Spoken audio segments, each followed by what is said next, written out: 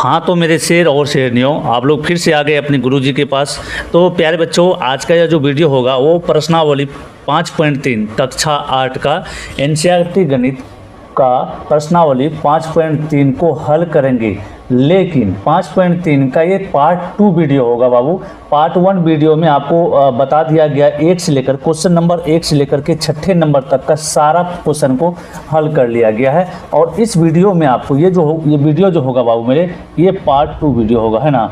Part 2 video होगा जिसमें कि आपको 7 नंबर क्वेश्चन नंबर 7 से लेकर के क्वेश्चन नंबर 10 तक को हल किया जाएगा। टोटल 4 प्रश्न को हल करेंगे, जो कि आपको है लैंग्वेज वाला प्रश्न, ठीक है। लैंग्वेज यानी कि भाषा वाला सवाल आपको इसमें दिया हुआ, जैसा कि आप थंबनेल में देखे होंगे। तो पार्ट 1 में जो आपको वीडियो बनाया गया था, पार्ट 1 में जो क्वेश्चन था टोटल 1 से लेकर के क्वेश्चन नंबर 6 तक का जितना भी क्वेश्चन था, है ना, जितना भी क्वेश्चन था सारे को उसमें हल कर लिया गया। यदि आप उस वीडियो को नहीं देखे हैं तो आप प्लेलिस्ट में जाइए, आप एक एक करके सारा वीडियो देख सकते हैं मेरे द्वारा शुरुआत से लेकर के, शुरू से। 1 सेकंड रुक जाओ बाबू, हाँ, मेरे द्वारा शुरू से लेकर के अभी तक का जितना भी आपका प्रश्नावली आया है सारे का एक एक करके हल कर लिया गया है। प्रश्नावली 1.1, प्रश्नावली 1.2, इस तरह से 2.2, 3.4, इस तरह सारा एक एक क्वेश्चन, एक एक प्रश्नावली को हल कर लिया गया है। तो आज का यह वीडियो जो होगा बाबू, ये पार्ट 2 होगा प्रश्नावली 5.3 का, ठीक है। तो चलो हम लोग स्टार्ट करेंगे। बाबू मेरे, थोड़ा सा यहाँ पर लाइन का दिक्कत हो रहा है, जिस कारण से ऐसा हो रहा है। चलो ठीक हो गया है फिर से, हाँ। लेकिन ये स्टार्ट करने से पहले आप लोगों से मैं कहना चाहूँगा, रिक्वेस्ट करना चाहूँगा बाबू, इस क्लास को शेयर कर दो। सबसे पहले क्या करो, शेयर कर दो अपने मित्रों के पास, अपने रिलेटिव या अपने दोस्तों के पास शेयर कर देना है। दूसरी काम क्या करना है, आपको इस वीडियो को लाइक कर लेना है, वीडियो को, और चैनल को बाबू मेरे सब्सक्राइब कर लेना, तभी जाकर के आगे का वीडियो आप तक पहुंच पाएगा और आप गणित में सबसे तेज बन पाइएगा, ठीक है ना। इसके साथ साथ आप सभी को एक और जानकारी देना चाहूँगा, यदि आप मेरे द्वारा चैप्टर वाइज PDF नोट्स हाथ का लिखा हुआ PDF नोट्स लेना चाहते हैं बाबू मेरे, PDF नोट्स हाथ का लिखा हुआ लेना चाहते हैं, तो आप इस नंबर पर कॉल या व्हाट्सअप करेंगे। नंबर है 7988997348। ये आपके प्यारे प्यारे गुरुजी का नंबर है ना। जब चाहे, जब आपका जी करे, है ना, तो आप हमसे कॉल करके या व्हाट्सअप करके, मैसेज करके बात कर सकते हैं, आप अपना नोट्स को मंगा सकते हैं। तो चलो यहाँ पर हम लोग क्वेश्चन में आ जाते हैं। क्वेश्चन नंबर 7 में देखो क्या कहा जा रहा है। क्वेश्चन नंबर 7 में आपके स्क्रीन में दिख रहा होगा, तो 7 को सबसे पहले ध्यानपूर्वक हम लोग को क्या करना है, पढ़ लेना है। तो यहाँ पर क्वेश्चन कहा जा रहा है कि एक विद्यालय में कक्षा 8 के सभी विद्यार्थियों ने प्रधानमंत्री राहत कोष में क्या 2401 रुपया दान दिए। प्रत्येक विद्यार्थी ने उतने ही रुपया दान दिए जितने कक्षा में विद्यार्थी थे। तो कक्षा के विद्यार्थियों की संख्या कितनी है वो ज्ञात करना है आपको। कोई दिक्कत नहीं, आपको घबराना नहीं है। ये यहाँ पर देखो कुल जो है रुपया है राहत कोष, प्रधानमंत्री राहत कोष में कुल जमा किया गया रुपया यहाँ पर लिखेंगे। सबसे पहले कितना है, 2401। प्रधानमंत्री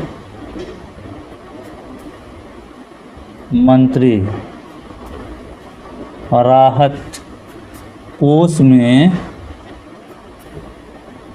कुल जमा की गई राशि कितना है बाबू मेरे, की गई राशि देखो कितना है आपका सवाल में यहाँ पर दिया हुआ, बुक में ये दिया हुआ है आपको कितना रुपया, तो 2401 रुपया सभी विद्यार्थी ने मिल करके जमा किया। टोटल कितना हुआ, 2401।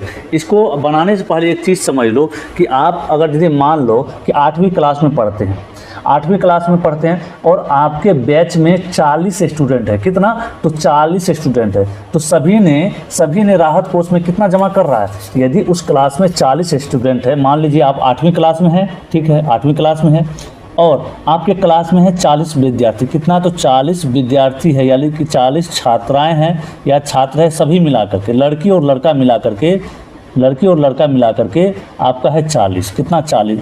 तो ये 40 क्या करता है कि ये लोग डिसाइड किया कि प्रधानमंत्री राहत कोष में हम लोग जितना स्टूडेंट है उतना रुपया देंगे। मतलब अगर 40 विद्यार्थी है बाबू मेरे, तो 40 रुपया करके देगा तो कितना हो जाएगा, 1600 रुपया हो जाएगा। कहने का मतलब ये है, ठीक है ना।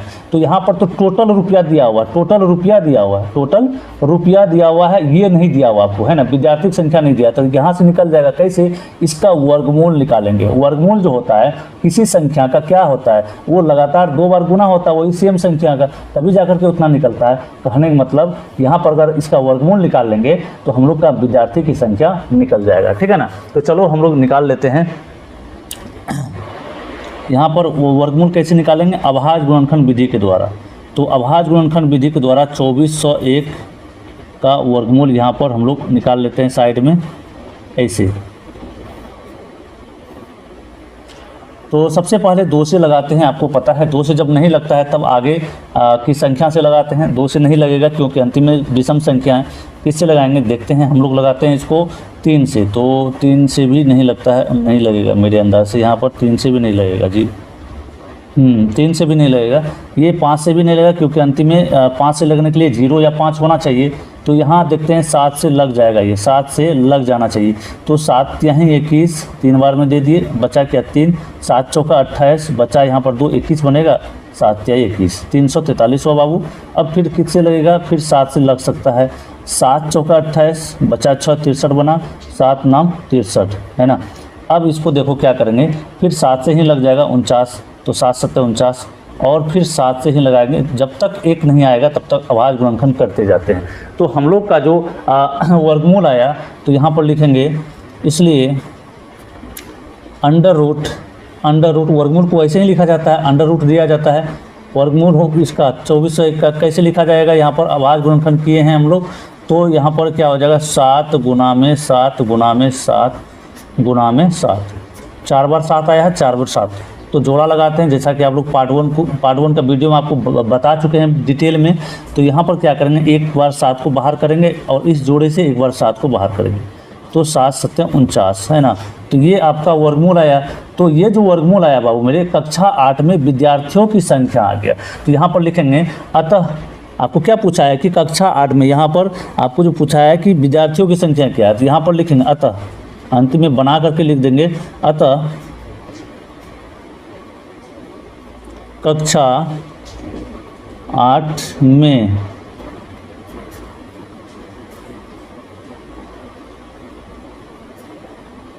विद्यार्थी की संख्या बराबर बाबू मेरे क्या हो जाएगा, विद्यार्थी की संख्या कितनी है, तो 49 हो जाएगा, 49 हो जाएगा। और 49 विद्यार्थी ने मिल करके क्या किया, 49 रुपया करके जमा किया, तब जा करके इतना हुआ, है ना। 49 को जब 2 बार आपस में गुना करिएगा तो उतना होगा।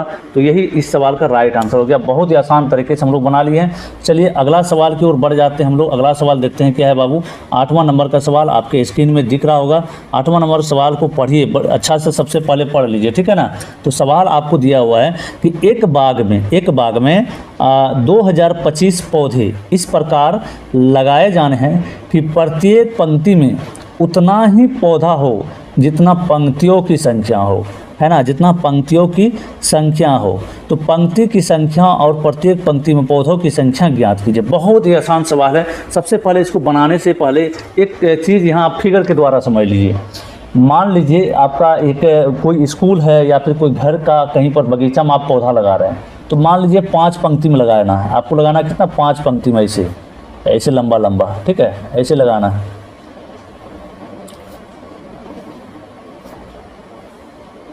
कितना हुआ, 5 पंक्ति हो गया। और 5 पंक्ति में यहाँ पर प्रत्येक पंक्ति में 5-5 पौधा लगाना है, इस तरह से 5-5 पौधा, ये हो गया, है ना। 5 पौधा इसमें दिए और 5 पौधा इसमें भी लगाएंगे हम, ठीक है। 5 पौधा इसमें भी लगाओ, 5 पौधा इसमें भी लगा लेते हैं, 5 पौधा इसमें भी लगाएंगे। देखो अगर दीदी आप पौधों की संख्या गिनोगे तो टोटल मिलाकर के कितना हो जाएगा, 25 हो जाएगा। कैसे 25 हुआ, यहाँ पर देख लीजिए, एक पंक्ति में 5 है और टोटल पंक्ति की संख्या 5 है। मतलब अगर दीदी आपको कह देगा कि 25 पौधा है, ये आपको नहीं दिया हुआ रहेगा, कह देगा कुल जो है, कुल आपके पास 25 पौधा है और प्रत्येक पंक्ति में उतना ही पौधा है जितना पंक्ति की संख्या है, तब कैसे निकालोगे? तो सीधा बाबू मेरे इसका वर्गमूल निकाल दोगे। क्या निकालना है आपको? वर्गमूल निकाल देना है। वर्गमूल ही एक सबसे आसान उपाय है इसको निकालने का। तो वर्गमूल क्या होता है? ये 25 को 5 गुना 5 लिख सकते हैं, है ना। तो ये हो गया 5, इसका आंसर हो जाएगा इस तरह से। तो उसी प्रकार आपको दिया हुआ यहाँ पर सवाल में कुल पौधा दिया हुआ, वो बाग में कुल पौधा दिया हुआ 20-25 यानी कि 2025 लिखेंगे। बाग मतलब बगीचा, ठीक है। बाग में कुल पौधों की संख्या, कुल पौधा कितना है बाबू? ये है आपको 2025, ठीक है। आपको इसमें निकालना है क्या? प्रत्येक पंक्ति और प्रत्येक पंक्ति में कितना पौधा लगा हुआ वो निकालना है। तो आप सीधा सीधा वर्गमूल कर दीजिए इसका। अभाज्य गुणनखंड विधि द्वारा ही निकालेंगे, क्योंकि ये जो चैप्टर है हम लोग अभाज्य गुणनखंड विधि वाला चैप्टर है। तो इसको 2 से लगाते हैं, 2 से नहीं लगेगा तब किससे लगाएंगे? 3 से। तो 3 से भी नहीं लगेगा, ये देख लो। 2 दूना 4, 4 1 5, हाँ ये 3 से लग जाएगा बाबू। 3 छक्के 18 बचा 2, 3 7 21 बचा 1, तो 15 बना, 3 5 15। अब देखो 3 से लगेगा क्या? ये 3 से लग जाएगा, फिर से 3 से लग जाएगा। 3 दूना ही 6, फिर 3 दूना 6 हासिल 1, इधर आ गया 15, 3 5 15। फिर से 3 से लग जाएगा, आराम से देखने से लग रहा है 3 से लग जाएगा। 3 7 21 और 1 बचा, 3 5 15। फिर से 3 से भाग लग जाएगा, 3 दूना में 6, 1 बचा, 3 5 15। अब 3 से नहीं लगेगा, अब किससे लगेगा? अब 5 से लगेगा, 5 5 25। फिर 5 से देंगे तो ये हो जाएगा 5 एकम 5 हो गया। जब तक अंतिम में 1 नहीं आता है तब तक हम लोग गुणनखंड करते जाते हैं। तो यहाँ पर लिखेंगे इसलिए ऐसे इसको लिखेंगे 2025 को बराबर में अंडर रूट देंगे और लंबा सा ये खींचें कि कितना बार 3 आया है? तो 4 बार। 3 गुना 3 गुना 3 गुना 3 4 बार लिख लिए। 5 कितना बार आया है? 2 बार। 5 गुना 5। अब क्या काम करते हैं बाबू? जोड़ा लगाते हैं, जैसा कि आप लोग को शुरू से ही बताते आ रहे हैं। वर्गमूल निकालने का ही विधि है। तो इस जोड़े से एक संख्या बाहर कर लेंगे, 3 बार हुआ। इस जोड़े से एक संख्या बाहर करेंगे, 3 बार होगा।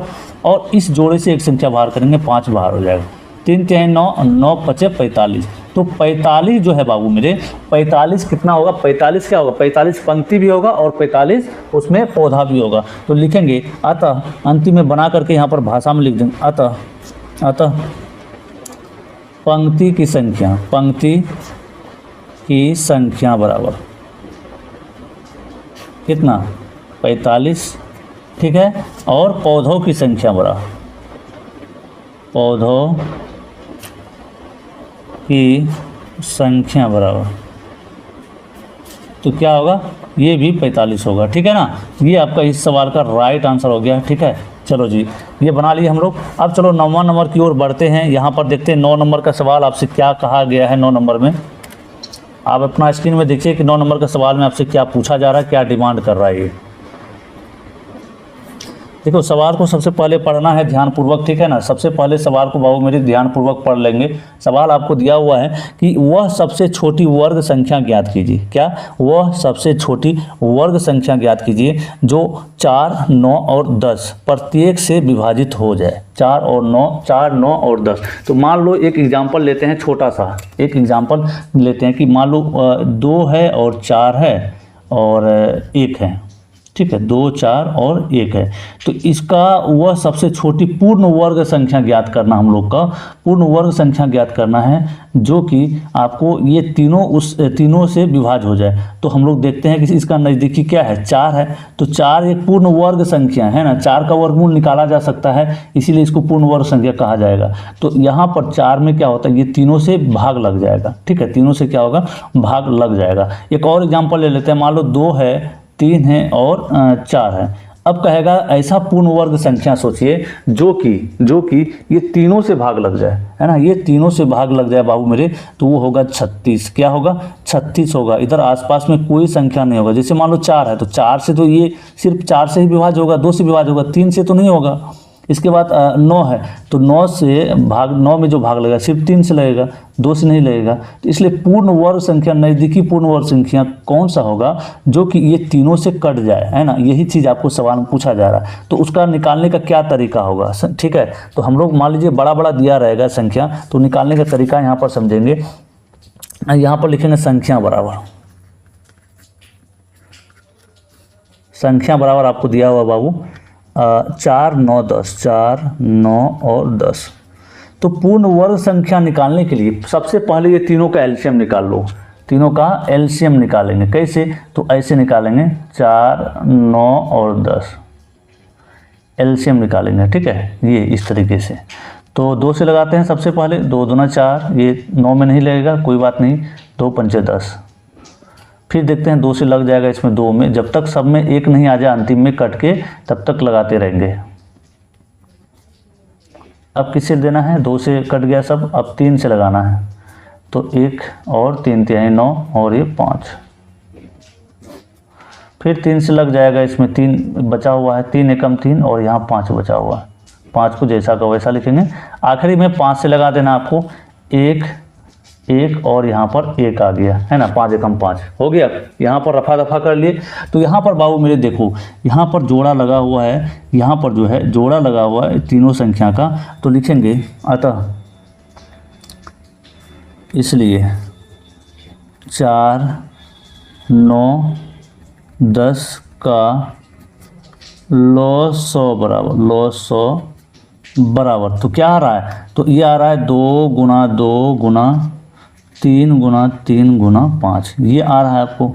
तो इसको सबसे पहले देखो जोड़ा में कौन सा संख्या नहीं आया है, तो जोड़ा में आपको 5 नहीं आया है ना, 5 का जोड़ा नहीं लगा है, तो 5 का जोड़ा लगाना पड़ेगा हम लोग को अपने मन से, तभी जाकर के ये पूर्ण वर्ग संख्या हम लोग को प्राप्त हो जाएगा। और वो जो पूर्ण वर्ग संख्या प्राप्त होगा वो जो है ये तीनों से विभाज्य हो जाएगा, ठीक है, वो तीनों इससे, वो जो है ये तीनों से विभाज्य हो जाएगा। तो यहाँ पर बाबू मेरे क्या करेंगे, यहाँ पर देखो हम लोग 5 से गुना कर देंगे, तो इसका लॉस आया 3, इसका लॉस आया कितना, गुना कर लो सभी को, 2 दूना 4, 4 तिया 12, 12 तिया 36 और 36 गुना 5 करेंगे तो 180 होगा। कितना होगा?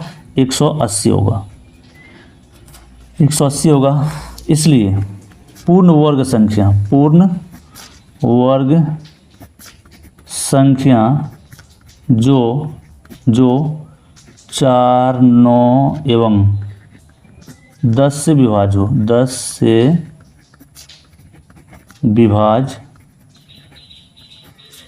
हो, तो वो संख्या बाबू मेरे क्या होगा, 180 में क्या करेंगे हम लोग, जो 5 का जोड़ा नहीं लगा है उससे गुना कर देंगे, तो हम लोग का पूर्ण वर्ग संख्या आ जाएगा। ये पूर्ण वर्ग संख्या भी हो गया और इसका ये तीनों से कट भी जाएगा, मतलब विभाजित भी हो जाएगा। ये इस सवाल का आपका राइट आंसर हो गया, कोई दिक्कत नहीं है, ठीक है ना।